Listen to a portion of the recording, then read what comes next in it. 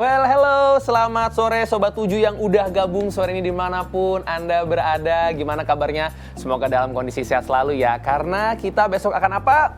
Yes, kita besok akan merayakan Hari Raya Lebaran. Gimana yang di rumah? Sudah nyiapin apa aja nih? Apa udah nyiapin ayam, rendang, ketupat, opor? Waduh, tapi hati kolesterol ya. Nah, yang menarik hari ini, sebelum perkenalkan diri saya Rian Fernando, biasa juga dipanggil dengan nama Nando. Nah, Sobat 7 Kepo, hari ini nih seperti biasa aku nggak akan sendiri, tapi akan ngobrol dengan seorang yang pengen banget nih aku kepoin kesehariannya. Karena yang spesial banget, narasumber kita hari ini yang pengen dikepoin itu seorang mahasiswa S2. Tapi bukan di Indonesia, bukan juga di Singapura ataupun di Malaysia, tapi di negara Paman Sam atau Amerika Serikat. Sebelumnya saya akan kasih lihat dulu foto-fotonya. Waduh, ini di negara Paman Sam ada banyak ya, ada Golden Gate Bridge, kemudian ada juga Yellowstone National Park, ada Manhattan, ada Niagara Falls, Grand Canyon dan lain sebagainya. Tapi ini di mana? Saya tidak tahu karena saya cari di Google. Waduh, mendingan kita tanya langsung. Dan please welcome, ini dia Sobat 7 bintang tamu kita hari ini, Mbak Febrina Prameswari. Halo Mbak. Halo semuanya. Halo. Waduh, tadi satu foto aja sih udah, waduh tuh bagus banget. Itu di mana sih? Itu di New York, itu Brooklyn Bridge. Brooklyn Bridge. Ya, di kota New York. Agak ketuker-tuker ya dengan jembatan yang satu lagi ya. Sebelumnya, Betul. Gimana nih sekarang kabarnya di sana? Sudah berbulan-bulan kan di negara Paman Sam? Kabar baik, alhamdulillah baik. Udah ya sekitar 4 bulanan di sini. Sudah sekitar 4 bulanan. Itu ada jendela di samping kayaknya agak gelap. Kita beda berapa jam ya ngomong-ngomong? Iya nih, kita beda 13 jam. Jadi ya lumayan banyak banget perbedaan waktunya antara Indonesia sama Amerika bagian tempatku. Iya, sebelumnya untuk Sobat 7, ini ada perbedaan waktu yang berbeda. Kalau Indonesia kan ada 3 bagian waktu ya. Kalau di negara Paman Sam ada 4, betul ya Mbak ya? Ada 4. Nah, aku mau tanya nih, sekarang kan sudah 4 bulan di sana. Mbak juga adalah seorang mahasiswa S2. Boleh ceritain gak sih ini sekarang udah semester berapa dan ngambil jurusan apa dan di kampus apa? Oke, jadi aku sekarang semester 2 di Clark University di Worcester, Massachusetts, Amerika Serikat. Jurusannya jurusan International Development. Oke. Tapi aku sempat ngeliat Mbak nih, ini yang cukup menarik. Mbak kan tidak langsung ujuk-ujuk ada di negara Paman Sam kan, tapi juga ada di Indonesia. Ini gimana ceritanya nih bisa ada ke tempat yang berhubungan dengan hijau-hijau? Mungkin Sobat Kepo kan pengen tahu nih kira-kira gimana. Oke, jadi waktu S1 saya di Indonesia di IPB Bogor, Institut Pertanian Bogor.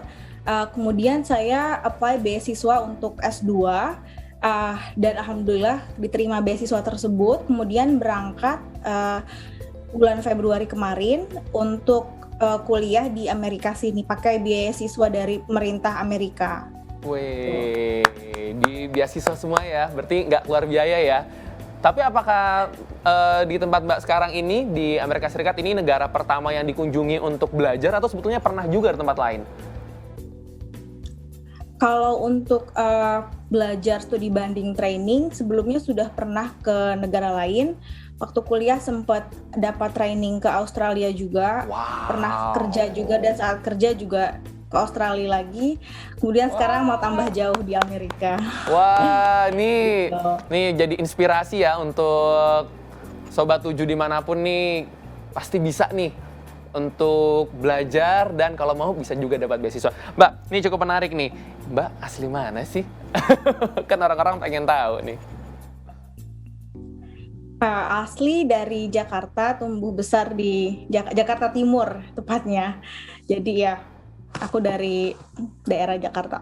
Dari Jakarta ya. Nah, terus kan yang cukup menarik kan ini bisa dibiayain sama pemerintah sana dan segala macam. Itu sebetulnya susah nggak sih untuk bisa dapetin? Kan pasti juga banyak yang pengen seperti Mbak nih sebetulnya.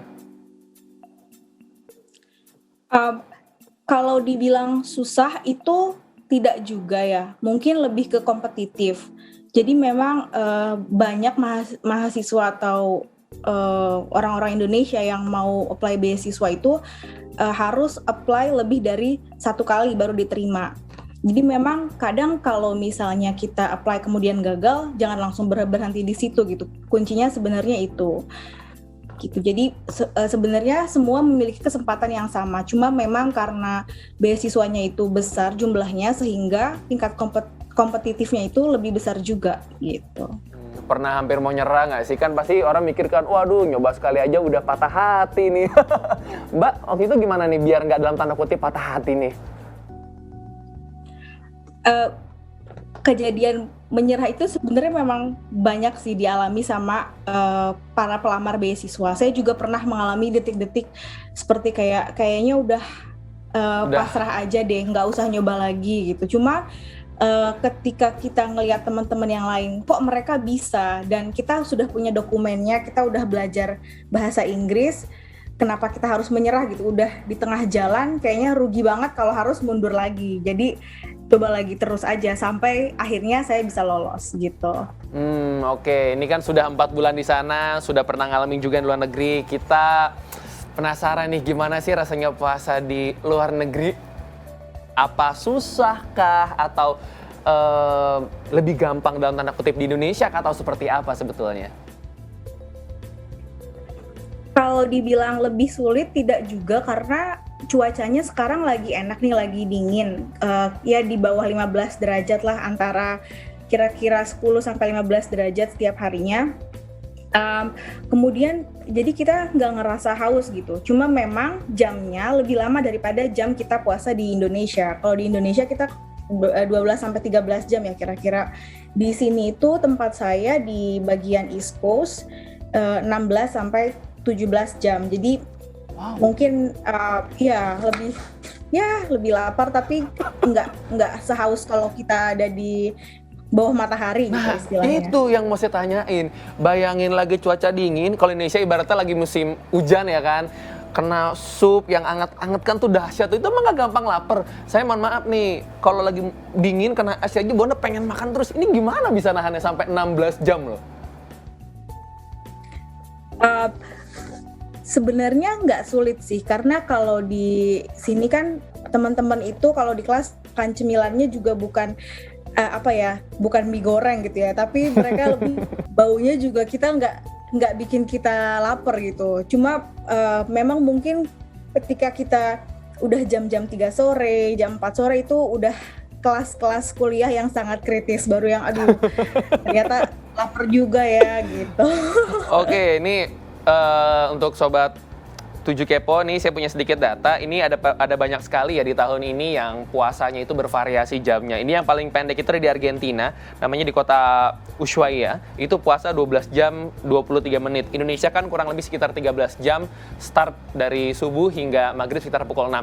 Kalau di sana 16 jamannya itu dari jam berapa sampai jam berapa sih? Itu bayanginnya kan wow gitu loh. Dan jam berapa? Massachusetts sendiri ini kita startnya mulai jam 4 AM, jam 4 pagi, sampai bukanya jam 8 malam. Gitu. Waktu kita lagi beribadah malam-malam, Mbak baru buka puasa ya di sana. Oke, ini yang ini yang juga cukup menarik nih. Aku penasaran, pengen kulik banget. Gimana sih suasana puasa di sana kalau nyari berbuka itu susah nggak tuh? Kalau di Amerika sendiri memang nggak ada yang jualan takjil ya pastinya. Jadi biasanya aku udah nyiapin makanan dari beberapa jam sebelum buka atau dari pagi malah sebelum berangkat kuliah gitu kan. Jadi memang lebih ke nyetok makanan sih daripada nyari makanan ketika detik-detik berbuka.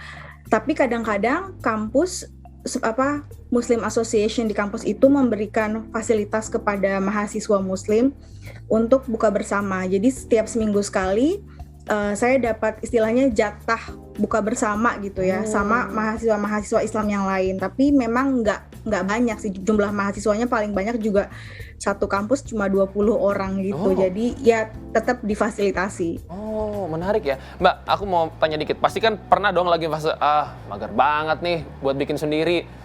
Lagi nunggu yang dari jatah dari kampus, belum ada nih. Nah, ini gimana nih? Soalnya kan aku based on research, ini dari Pew Research Center 2017, jumlah pemeluk agama Islam di Amerika Serikat kan 3,4 jutaan. Atau kurang lebih sekitar 1,1% saja dalam tanda kutip. Ini gimana nih di sana nih kalau misalkan, aduh nyarinya gimana ya, ini halal nggak ya, gimana itu Mbak? Kalau untuk makanan sendiri, sebenarnya ada beberapa toko daging halal gitu ya. Cuma memang kalau beli di toko daging kita harus masak sendiri gitu kan. Dan ada juga sih restoran fast food yang memang mereka declare bahwa mereka punya halal certification, misalnya fried chicken gitu. Tapi memang ya nggak ada nasinya, kita harus selalu masak nasi sendiri kalau mau makan nasi. Tapi kalau memang kita merasa kita suka sayuran gitu ya, di sini banyak restoran-restoran vegan. Jadi banyak orang-orang yang nggak makan daging kan, kalau vegan itu termasuknya halal. Kita bisa kalau memang lapar banget dan males banget masak, itu bisa kalau Saya beli ya di istilahnya situ apa ya? Online order gitu. Online order. Bisa beli makanan vegan aja gitu. Kalau misalnya kita memang malas, dan di kantinnya juga menyediakan ada makanan halal juga sih. Kantin kampus. Aku penasaran nih Mbak, ini kan pasti lagi momen-momen misalkan jam 8 buka puasa, jam 6, jam 7 beli takjil dong. Itu kan orang-orang kan nggak tahu nih kalau Mbak lagi puasa, itu gimana? Pada makan depan Mbak aja cuek atau gimana tuh? Iya. Ya teman-teman di kelas itu sih, kalau yang aware aku puasa pun mereka tetap makan ya, karena mereka nggak familiar dengan dengan komunitas Muslim gitu. Biasanya mereka cuma bilang, "Oh, I'm so sorry that you're fasting." Cuman lama-lama kita terbiasa juga, karena menurutku makanan mereka kan kalau ngemil tuh yang tadi aku bilang, mereka kayak roti, keju, makanan-makanan yang baunya itu nggak menyengat, nggak bikin kita langsung lapar gitu. Jadi lama-lama aku yang biasa aja kalau mereka makan, oh ya udah, it's okay. Aku juga sebelumnya udah pernah makan itu, dan aku lebih pengen makan nasi goreng ketika buka gitu misalnya. Jadi ya menurutku challenge-nya nggak seberat yang orang-orang bayangkan. Oke. Tapi pernah nggak ada satu momen yang makan makanan yang ngiler banget? Misalkan nih, aduh, lagi BM banget nih pengen nasi goreng, terus tiba-tiba ada yang makan nih yang mirip-mirip menunya kayak gitu, wangi banget itu. Pasti kan sebulan puasa ini kayaknya ada nggak sih momen yang kayak gitu? Ada momen kayak gitu, karena di kampusku sendiri kan kebanyakan orang Muslim itu dari Asia Selatan gitu ya, India atau Arab, yang makanannya itu wangi-wangi banget, dan nggak semua dari mereka itu puasa. Jadi kadang-kadang di kantin mereka tetap serve makanan-makanan tersebut, mereka tetap makan. Kadang aku ya udah oke, 3 jam lagi itu be alright, aku kuat, tahan aja sedikit lagi, lebih ke kayak gitu aja sih. Dan mereka juga nggak mengganggu, nggak yang udah buka aja lah. Mereka lebih ke yang sorry kalau aku ganggu, aku pindah ya makannya. Mereka lebih ke respectful gitu. Wow, toleransinya tinggi ya di sana ya. Good banget. Terus kalau lagi, aku masih penasaran dengan sedikit makanan yang Mbak konsumsi yang dapat dari kampus. Ya itu apa tuh menunya tuh? Apa opor ayam, rendang, ketupat? Kalau yang dapat dari kampus, memang belum pernah sih dapat makanan Indonesia. Makanan Asia pun juga belum pernah. Selalu dapatnya kayak nasi biryani, kari, roti nan, kayaknya makanan Timur Tengah gitu. Karena memang mayoritas mahasiswa Muslimnya dari daerah sana gitu kan. Dan kalaupun makanan Asia ya yang terkenal ya Chinese food, which kebanyakan nggak halal juga. Jadi kebanyakan mereka serve-nya langsung makanan Indian, kalau nggak Mediterranean gitu. Oke, lalu kan kalau di Indonesia kan kebetulan lagi beberapa waktu terakhir ini agak mulai panas-panas lagi nih. Jadi berbuka puasanya mulai banyak yang jual takjil itu es buah, kemudian ada juga kolak tapi belinya didinginin dulu ya biar seger. Nah kalau di sana buka puasa yang paling nikmat pas lagi musim dingin kayak gini tuh kayak apa nih? Karena aku dari Indonesia ya, paling enak itu memang masak sendiri gitu. Kalau lagi pengen ya makanan paling kangen itu makanan rumah kayak kangkung, nasi, Oh. tempe goreng, telur dadar. Itu udah makanan mewah banget menurutku. Jadi kadang karena di sini kan dingin terus ya. Jadi kalau cendol ataupun es campur aku nggak begitu craving.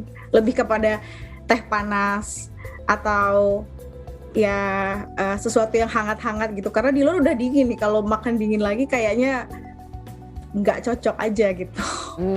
Tapi so far so good ya. Oke, ini berarti buat teman-teman sobat 7 Kepo nih kalau lagi makan kangkung di rumah jangan bilang, wah ini makanannya kurang mewah nih. Wey, di Amerika Serikat ini sudah ada mbaknya, Mbak Pribna yang, wah itu makanan yang mewah ya justru ya. Terus aku mau lihat nih, ada beberapa foto yang kami juga sudah siapkan dan aku sudah lihat dan ngiler banget. Jadi kita akan lihat dulu ya foto-fotonya ya. Wah, ini foto dengan teman-teman. Oh, tapi ini ada juga yang, wah di mana ini? Wah, ini ada yang ijo-ijo, kayak lagi jalan-jalan di Kalimantan, tapi ada juga yang bebatuan, kayak di Sulawesi. Wah, kita akan tanya nih di mana ini. Wah, seperti wah ini di kampus. Oke Mbak, aku mau tanya dong, itu lagi sama dosennya atau lagi teman-teman kampus lain? Ini teman-teman kampusku, jadi karena jurusanku ini namanya International Development, ada beberapa mahasiswa internasionalnya, jadi nggak cuma dari Amerika aja teman-temanku, tapi ada dari Afrika, dari Pakistan, dari Mesir, dan kita semua satu kelas. Dan ya, fotonya diambil saat kita melakukan presentasi sebuah tugas gitu, dan pada saat presentasi kita punya ide pakai baju dari negara masing-masing. Dan akhirnya kita foto bareng setelah selesai presentasi. Wah, menarik sekali. Enak ya punya teman dari berbagai negara ya. Ngomong-ngomong kalau yang culture buka puasanya nyambung nih dari negara mana nih? So far teman-temanku yang pernah buka puasa bareng itu dia dari Saudi Arabia, dari Afghanistan, sama Mesir. Jadi memang paling banyak daerah Timur Tengah dan Asia Selatan lah. Oke, dari Egypt ya. Oke, kita mau lihat foto lagi nih, soalnya aku kepo banget nih. Nah, yang ini di mana nih? Ini apalagi di candi di Jawa Tengah? Enggak dong, di mana nih Mbak? Itu di Massachusetts, jadi di negara bagian Massachusetts ini banyak tempat-tempat hiking, kayak bukit-bukit gitulah ya, dan gunung-gunung kecil. Dan di kampus ini ada semacam klub seperti Mapala yang memfasilitasi mahasiswa setiap weekend untuk pergi keliling tempat-tempat hiking di Massachusetts. Jadi aku suka ikut klub tersebut supaya tahu aja gitu, ada apa aja sih di daerah kampus ini, pemandangan alam apa aja yang harus kita explore gitu. Berarti nggak jauh dari kampus dong Mbak tempat-tempatnya itu? Bervariasi sih, ada yang 15 menit tapi ada juga yang 1,5 jam, dan kalau misalnya yang jauh itu kita pakai bis kampus di bareng-bareng di drive gitu ke tempat hikingnya. Kalau dari tempatnya Mbak sendiri ke kampus, misalkan itu naik apa, dan misalkan nih mau jalan-jalan, itu biasa Mbak naik apa nih kendaraannya nih? Oke, kalau dari tempat tinggalku sendiri ke kampus itu memang dekat banget, jalan kaki ya sekitar 5-10 menit. Tapi kalau misalnya kita mau jalan-jalan ke supermarket atau misalnya mau ke negara bagian lain, biasanya aku pakai kereta atau pakai bus. Di sini kalau bus dalam kota itu gratis sih, jadi kita mau muter-muter seharian nggak bayar. Oh. Bagusnya kayak gitu. Nah mungkin kan ada juga nih yang nanti kita berharap juga pandemi cepat selesai ya Mbak ya, biar ada yang mau jalan-jalan ke sana bisa. Itu ada saran nggak tuh satu tempat yang, ini bagus banget nih tempatnya nih buat jalan-jalan ke sana. Itu di mana tuh? Sebenarnya kalau ke Amerika tergantung tujuannya, mau ke kota yang city view atau yang natural ini ya, pemandangan alam. Kalau misalnya mau ngelihat kota besarnya, New York itu wajib banget karena New York. Ya kalau belum ke New York belum ke Amerika lah ya. Kemudian kalau misalnya suka yang hiking, yang pemandangan hijau-hijau, suka explore adventurous, itu bisa ke Colorado atau bisa juga ke Utah, ke Grand Canyon atau ke Arizona. Jadi ya menurutku itu yang wajib banget dikunjungin. Wajib banget. Oke, aku mau ngintip satu foto lagi dong. Tadi kan ada juga teman-teman yang pakai hijab juga ya di sana ya. Itu apakah warga negara Indonesia juga atau teman-teman dari negara lain, Mbak? Nah, yang ini nih. Mereka dari Indonesia juga, sama-sama penerima beasiswa Fulbright, satu angkatan gitu ya. Cuma mereka beda kampus. Kalau saya di Massachusetts, mereka sekolahnya di negara bagian New York. Waktu itu kita lagi jalan-jalan bareng aja ke New York gitu. Nah, aku mau tanya dong, kalau itu kan, wah panas tapi pakai mantel tuh, suhunya berapa sih? Kalau di Jakarta kan biasanya 32, 33-an gitu ya. Walaupun kadang-kadang feels like-nya 38 karena panas. Di sana berapa tuh? Di sini sama 32 tapi Fahrenheit. Jadi curang, lebih dingin. Atasnya panas gitu ya.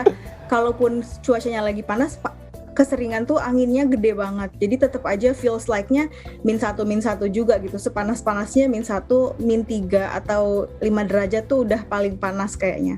Tapi kalau karena aku di bagian timur, itu memang lebih dingin daripada di bagian barat. Gitu. Kalau sehari-harinya kalau dipukul rata sekarang 10 derajat lah kira-kira, dan itu udah termasuk hangat ya kalau di sini, karena di Massachusetts ini sangat susah ditebak. Dari panas bisa tahu-tahu salju lagi gitu, dari 10 derajat tahu-tahu bisa -5 lagi besoknya gitu. Oke, Mbak, sedikit nih, ini kan besok Lebaranan. Persiapannya sudah apa nih? Persiapan Lebaran sendiri sebenarnya nggak banyak sih, karena tetap kuliah, nggak libur ya kan. Jadi di sini juga nggak ada budaya beli baju baru kalau Lebaran. Lebih ke ini aja, mengontak teman-teman Muslim yang lain di kampus untuk jadwalin event bareng, ketemu bareng, makan bareng, lebih ke seperti itu aja sih. Oke, lalu yang aku penasaran ini kan KBRI suka buat acara seperti itu nggak sih? Atau misalkan bebas ngundang siapa aja warga Indonesia misalkan untuk di acara-acara tertentu yang berhubungan dengan Lebaranan misalkan?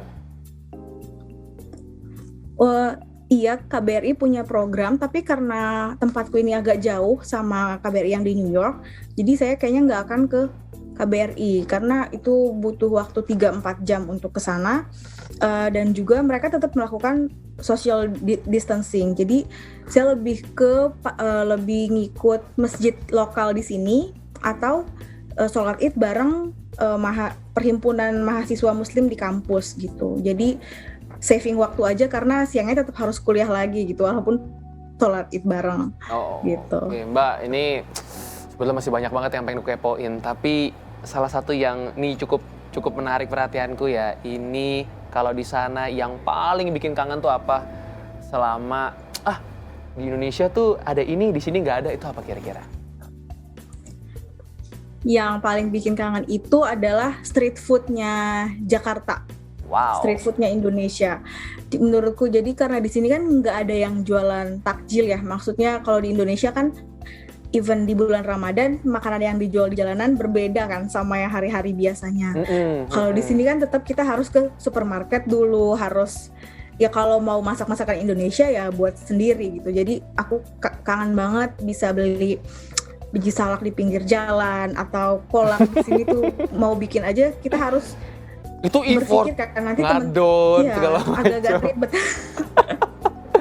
Mbak, sebetulnya ini kan pengen tahu juga, Mbak kan sudah berprestasi, dapat beasiswa, mengharumkan nama Indonesia dengan caranya Mbak tuh luar biasa, saya aplaus banget. Tapi pertanyaanku, nanti kerja di Amerika, tetap di sana atau balik lagi nih ke Indonesia?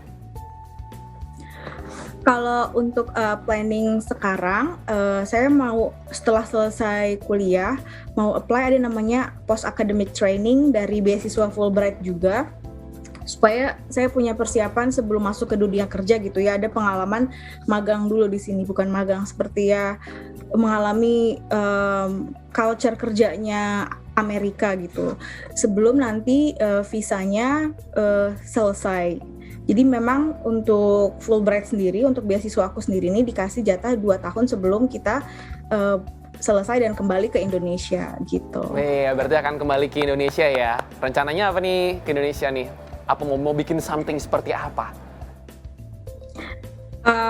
Sebenarnya kalau itu belum begitu tajam gitu ya di visionku, cuman memang ya maunya kerja di bidang sustainability atau di bidang food system gitu. Doakan aja. Oke. Mbak tadi kan ngomong kangen takjil, kangen juga dengan culture di Indonesia, pengen juga ntar balik membuat things untuk Indonesia ya, untuk our beloved country ini. Terus pernah pulang nggak sih selama kuliah di sana? Itu kan kayak ngecit rasa kangen gitu, pernah nggak tuh? Selama ini belum pernah pulang ke Indonesia. Sempat sih kepikiran untuk pulang nanti saat summer, saat liburan musim panas. Cuma karena lagi COVID, protokol untuk travel tuh agak ribet juga karena saya di sini baru menerima vaksin 1 dosis, masih menunggu untuk dosis selanjutnya. Dan untuk menunggu fully vaksin itu kan agak antri juga ya di sini. Jadi saya belum berani, takutnya pas pulang nanti policy berubah kemudian malah terhambat kuliahnya di sini. Jadi kayaknya saya nggak pulang tahun ini deh. Berarti tahun ini akan menghabiskan waktu di sana ya Mbak ya? Terus berarti di sana juga kalau berpergian juga using the mask, kemudian protokol kesehatan juga ya Mbak ya? Terus kalau makanan yang bisa nge-boost energinya Mbak nih, ini sedikit ya, aku pengen tahu. Kalau lagi begini kan kita harus jaga imun tubuh supaya tetap fit. Makanan apa yang Mbak konsumsi di sana gitu? Yang sehari-hari lah, atau pas lagi sahur gitu misalkan. Makanan sahurku masih sama seperti di Indonesia, Indomie. Jadi biasanya Indomie pakai telur itu udah mie instan the sama best telur banget ya. gitu. Ya, pakai kopi susu itu udah nggak ada duanya deh. Kayaknya sampai orang-orang sini juga semua orang tahu Indomie gitu. Jadi ketika kita bilang Indomie, mereka bilang, oh ya saya setuju, itu memang enak. Terus kalau yang lain jadi, yang masak sendiri, misalkan tuh apa tuh kira-kira tuh? Yang nge-boost energi, yang nge-boost energi kira-kira apa tuh? Mungkin yang aku kan pengen tahu juga, karena kan harus jaga stamina kan. Apa makan telur setengah matang di sana atau seperti apa? Ya, kebetulan di sini kan daging lebih murah ya, susu juga. Jadi aku biasanya kalau memang lagi ngerasa down banget dan butuh protein banyak, ya aku masak daging, minum susu lebih banyak, sama telur dadar itu makanan favorit sih sebenarnya, telur dadar. Itu juga agak mengatasi rasa kangen dengan Indonesia karena di sini telur dadarnya beda kan sama omelet gitu. Oke. Mbak, ini luar biasa sekali perbincangan kali ini. Aku dapat banyak banget insight. Thank you so much. Tapi Mbak, aku pengen dong ada one closing statement dari seorang Mbak Febrina. Ini gimana sih tips untuk yang ingin sekolah luar negeri? Karena kan pasti aja ya Sobat 7 Kepo yang lagi berusaha nih untuk berusaha dapetin beasiswa atau minimal exchange student. Itu ada nggak tips untuk yang ingin sekolah ke luar negeri, terutama seperti Mbak? Tipsnya sih yang paling penting adalah jangan berhenti mencoba gitu ya. Mungkin di beberapa kejadian memang tidak selalu langsung lolos ketika kita apply, tapi ketika kita berhenti apply, disitulah kesempatan kita akan menurun gitu. Jadi kalau misalnya kita memang mau beneran sekolah ke luar negeri, siapkan semua dokumennya dari jauh-jauh hari, belajar dari jauh-jauh hari. Kemudian mungkin kalau misalnya punya beberapa negara tujuan, semua beasiswanya yang ke negara-negara tersebut langsung di-apply aja, nggak usah nunggu sampai tahun depannya. Jadi ketika ada pembukaan beasiswa, langsung masukkan dokumen. Dan pastikan skor bahasa Inggris kita sudah mencapai, esai kita sudah bagus. Jangan lupa ngobrol sama teman-teman yang sudah lolos ke luar negeri sebelumnya. Wah, itu mungkin tipsnya. Thank you banget, terima kasih banget untuk... Wah, ini pembicaraan luar biasa, saya sampai speechless loh. Saya berharap juga teman-teman dari Sobat 7 Kepo yang mendengarkan perbincangan kita kali ini juga dapat insight baru mengenai puasa, tapi juga dapat insight baru mengenai tips buat yang ingin sekolah ke luar negeri. Thank you so much Mbak. Thank you so much ya. Dan untuk teman-teman, thank you so much. Dan untuk teman-teman di Sobat 7 yang udah join livecast kita di Sobat 7 Kepo kali ini, terima kasih sudah mengikuti sampai akhir. Dan buat Sobat 7 yang ketinggalan atau baru join, jangan khawatir karena Sobat 7 bisa nonton live ini di Facebook dan YouTube-nya Trans 7. Dan jangan lupa minggu depan kita join lagi karena kita akan mendatangkan narasumber yang gak kalah menarik. Sampai jumpa Sobat 7 Kepo di episode selanjutnya. Rian Firando pamit undur diri. Bye. Terima kasih sudah menonton Sobat 7 Kepo. Sampai jumpa di episode selanjutnya.